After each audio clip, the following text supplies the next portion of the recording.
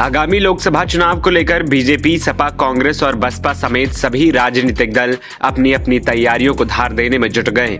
राजनीतिक पार्टियां अपने अपने उम्मीदवारों की घोषणा भी चरण दर चरण कर रही हैं। बीजेपी ने वाराणसी से पीएम मोदी, लखनऊ से राजनाथ सिंह समेत यूपी की 51 लोकसभा सीट पर प्रत्याशियों की घोषणा कर दी है। अब सबकी नजर बीजेपी की दूसरी लिस्ट पर टिकी हुई है। उससे पहले सभी नेता लखनऊ से लेकर दिल्ली तक एक किए हुए हैं। इसी क्रम में सपा संरक्षक मुलायम सिंह यादव की बहू और बीजेपी नेता अपर्णा यादव ने बीजेपी के बड़े नेता से मुलाकात की है।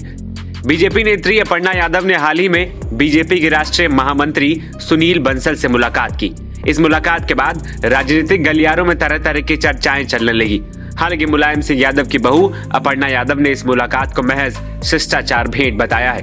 बीजेपी नेत्री अपर्णा यादव ने अपने आधिकारिक एक्स पोस्ट पर बीजेपी महामंत्री सुनील बंसल के साथ की फोटो को ट्वीट करते हुए लिखा, आदरणीय सुनील बंसल जी से शिष्टाचार भेंट। अपर्णा यादव ने मुलाकात की 2 फोटो पोस्ट की, जिसमें बीजेपी नेत्री अपर्णा बेहद खुश नजर आ रही। लोकसभा चुनाव से पहले अपर्णा यादव की मुलाकात के बाद से तमाम तरह की सियासी चर्चाएं होने लगी।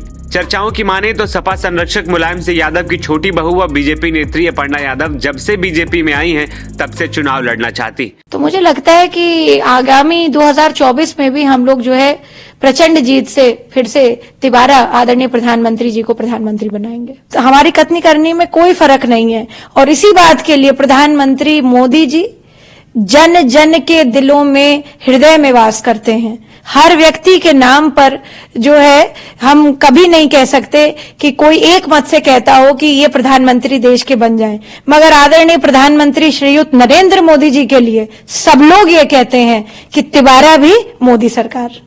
लेकिन चुनाव दर चुनाव अपर्णा यादव की मंशा पर पानी फिर रहा है।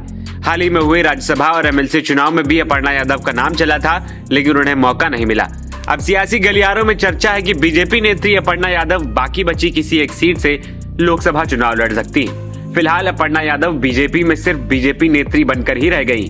उनको अभी तक ना ही पार्टी में कोई जिम्मेदारी मिली है और ना ही किसी सदन की सदस्यता।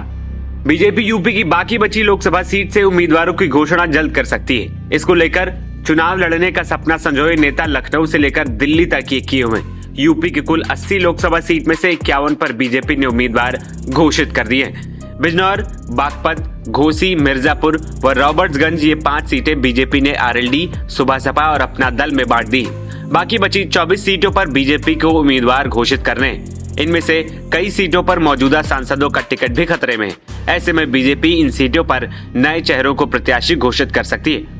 अपर्णा यादव मुलायम सिंह यादव की बहू होने के नाते उनका कद बड़ा हो जाता है।